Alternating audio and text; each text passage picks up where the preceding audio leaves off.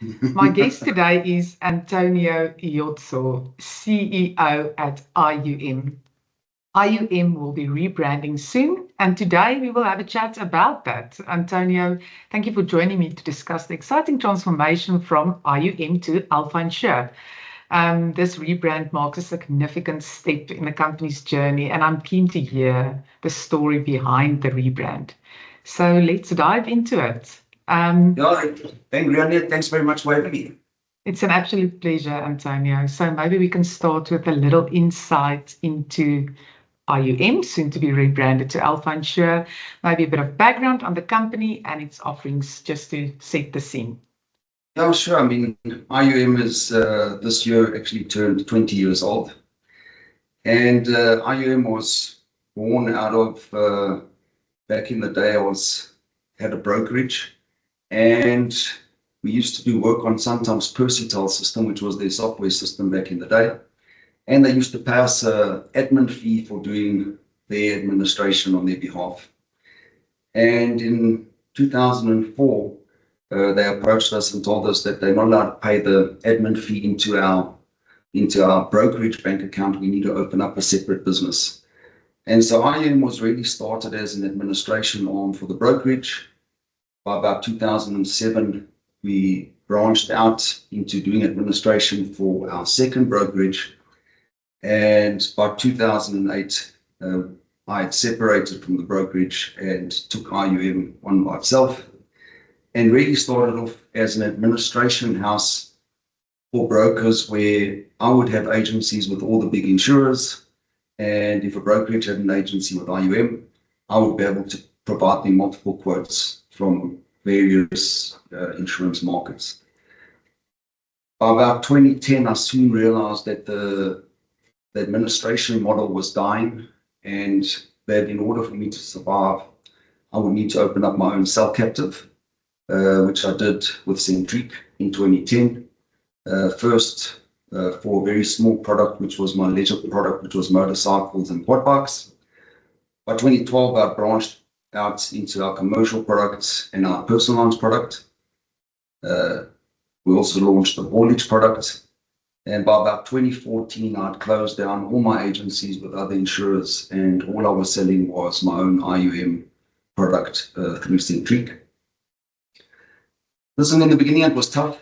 I mean, dealing with being in competition with other insurance companies and trying to add a value add outside of just paying claims was really difficult. And I think my catalyst for growth really came during COVID. And two things happened.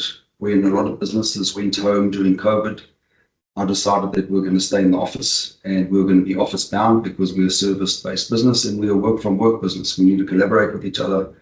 And I didn't believe it would be optimal for us to be working from home.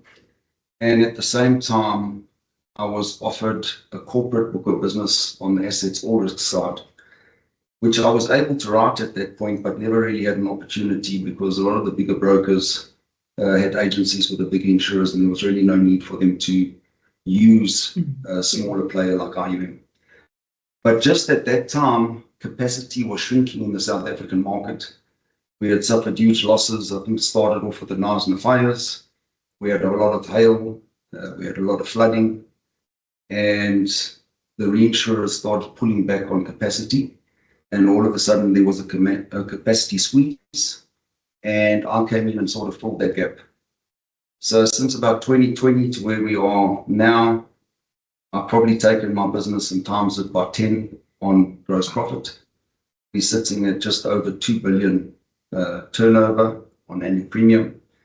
And IUM is now the largest independently owned self-captive UMA in Africa. So we've had a really good run. The thing is that IUM doesn't really talk to where the business is going and where we want to be in the next 3 to 5 years. And so I've been wanting to look at changing the name for about the last 3 years. And I finally came up with a name that really does suit the business, the brand, what we stand for. And decided to push the button on the rebrand to Alpha Insure on January. Wow, I really love your story on how you just kept evolving and nothing could get you down and you just changed the model as you went along. And it's really shows I think how a lot of us are really resilient. I think us as South Africans, we are a very resilient nation and we make a plan when it happens. But I really love your story. I know you also wrote a book, but we can touch on that maybe later if there's time. Um, Yeah. so thank you for that. Wow. And well done for just keeping yourself and the business relevant the whole time. The thing is, Rianet, I mean, one thing that I really live by in my personal life and my business life is there's a Japanese concept called Kaizen, which is really for you to adopt the concept of continual improvement in your life, incremental improvement, small improvements, but that you always look to move forward in whatever you're doing. And I think that has really been something that I've adopted in the business for us to continually evolve, continually change. I love change. It's been a big job to get my staff to adopt change and to love change just as much as I do. And also to change the culture of the business where the staff really, really love coming to work. We've grown from a staff complement probably round about at COVID, probably about 80 staff, to a staff complement just shy of 500 staff. So, I mean, it's been a huge growth spurt in the last 4 odd years. Wow, that is really amazing. Listen, I think you had the attention of many when you said you moved back to the office as a team as soon as you could. We did exactly the We same. only went home, I think we went home for the initial 2 weeks when we were Yes. forced to go home. And after that, we came back and I just called all the staff in and I said, guys, we're not going home. And I was really quite hard about it, but I really believe it was the best thing for the business. It is most certainly the best thing for the business. And up to today, you still see so many complaints from the broker fraternity on service levels from a lot of the insurers where this work from home principle. Yes, for some it works, but there's a lot of people that really. I don't think it works at all. I think a big business doesn't really realize that their service levels have dropped. And I look at big corporates almost like a Titanic ship, where their engines have switched off, but they're still moving forward. Yeah. But at the end of the day, we're in the service industry. We sell nothing but a piece of paper and a promise that we're going to do something when something happens. And we've really adopted the principle of we don't want to move to call centers. We've gone back to the old way of doing business face to face. We go and visit all our brokers. We like to interact with our clients. And I really just think that's what the market wants. They want to deal with professionals. They want to deal with staff that can help them, that actually know their products. And I think I've got really, really good resource within the business. Yeah, no, absolutely 100% agree with you. So well done. I'm sticking to that. Yeah, thank you. I'm sure you've interviewed quite a few people who ask that question and then don't want to work with you because they can't work from home. People have now come and they want flexi hours and they want this. And unfortunately, I'm hard and fast. It's Monday to Friday, 8 to 4:30. If you don't want to adopt those working hours, IUM is unfortunately not the business for you. Right. So I think first of all, you've took me through the whole story of why you did the rebrand, and I think that 20 years was a good mark to do it. Maybe you can talk to me about the name and what it represents. So I think the name Alpha and the logo, especially being the wolf, really does reflect growth, leadership, a readiness to innovate in an ever-changing market. Our core values of strength and reliability really are symbolized in the name Alpha. And the name and identity highlight the company's focus on protection, community, and forward thinking. Our whole business and our motto, providing protection, which is one part of what we do, which is really what every insurance company does. Mm-hmm. We sell an insurance policy and we provide protection for clients in the event of them suffering a loss. The next part of my slogan is where I think every other insurance company falls short, which is mitigating risk. So providing protection, mitigating risk.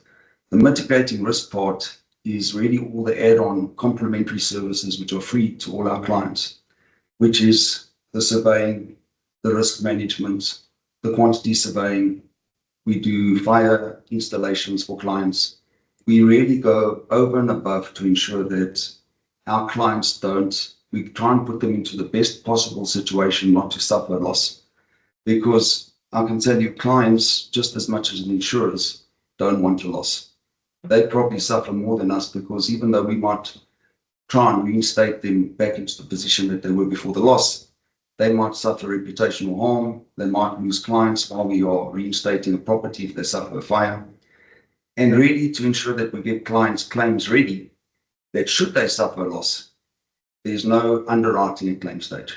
All the underwriting has been done up front in the beginning of the policy, and we really hold the client's hand through the whole risk management process. If they have risk requirements, we take that responsibility away from them, and we'll help manage that process to get them compliant. How many wolves were there before you found the right one? On the wolf, Yeah. so there was actually another name that I first brought out, a company from overseas that I thought would help us come up with the right name. And initially I came up with the name of Apollo, and I registered it, trademarked it, got the websites, and it didn't really stick with me, and I shelved that. That was about 3 years ago. Okay. And then a lot of my best ideas happen at between like 1 and 3 in the morning. And last year, around about August, September, I woke up in the middle of the night and I just came up with the name that I wanted. And I found a company overseas, a design company that helped me design the wolf, the font, and probably took me about a month and a half to conceptualize the name and the logo. And then it was around about August this year that I decided that it was now time for us to push the button. So I'm really proud of the look and feel. I think it is really a powerful statement, a powerful logo, and really does symbolize all the core values of the business. Yeah, I agree with you. If people want to go and have a look at it so long, it is in the FAnews November edition, and they can read up a little bit more about that also in this edition. I know they can get it at many other places, but I have to redirect them to FAnews, right? Yeah. Anything brokers need to be aware of that will change on their side in terms of dealing with it? So nothing changes. I mean, the broker market got notified on the 1st of November for the change, so a 2-month notice period. But really, it will be a smooth transition over to Alpha effective 1 Jan.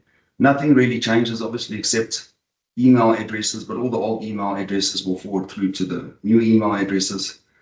The old website will forward through to the new one. Obviously, we redesigned all our product brochures, all our templates, everything that had IUM has to now get rebranded. I believe we throw one of the best golf days in the insurance industry every April, and we've got a whole lot of branding that we've been using, and that all has to basically get thrown out. So everything has to change. Signage at every branch, clothing, our corporate image is changing. So it's a big job. But I've got a big internal marketing team. All my resources I try and house internally. I don't like to outsource, from assessing to loss adjusters to marketing, even parts procurement on the motor side. Everything is housed internally within the business. I really like your model.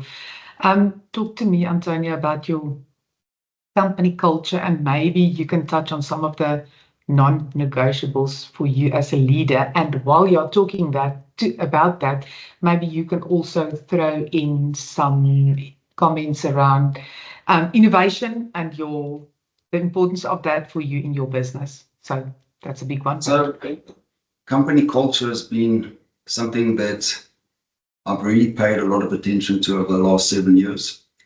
If you have to go back 7 years, and I mean, we'll probably touch on the book. I used to race superbikes. I started racing superbikes only when I was probably about 35.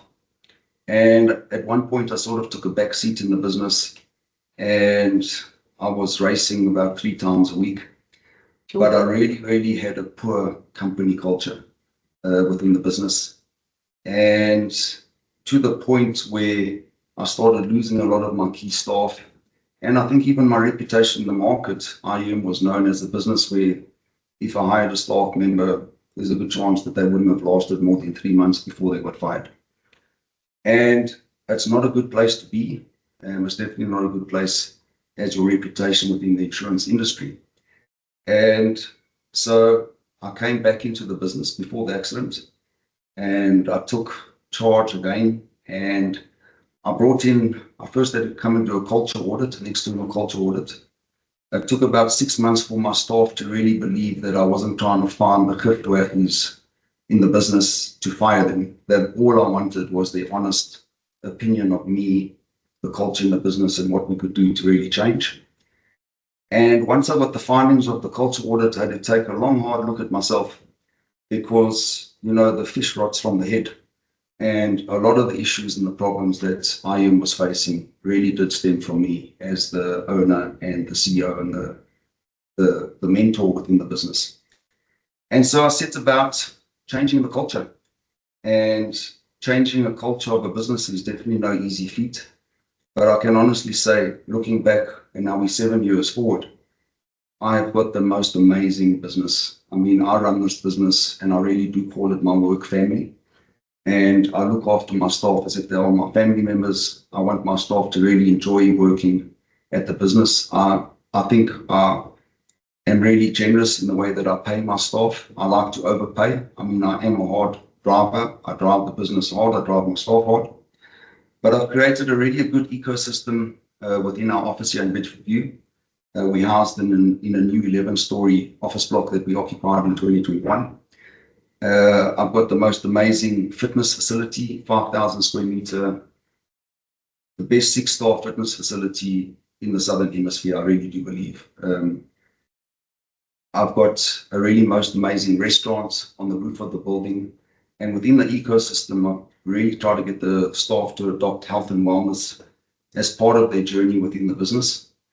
And then we use the restaurant to entertain our brokers, entertain clients, and really just to showcase the substantiveness of what the business entails and what we can do for clients and brokers.